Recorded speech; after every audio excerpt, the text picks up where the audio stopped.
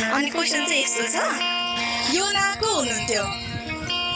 योना एउटा चेला हुनुहुन्थ्यो। योना होइन, योना योना योना को हुनुहुन्थ्यो?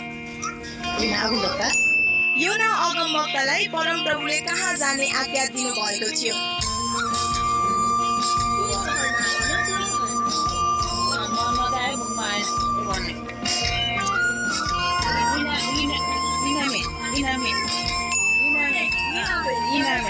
निनवे सहर हेर्न कति दिन लाग्थ्यो? निनवे सहर हेर्न कति दिन लाग्थ्यो?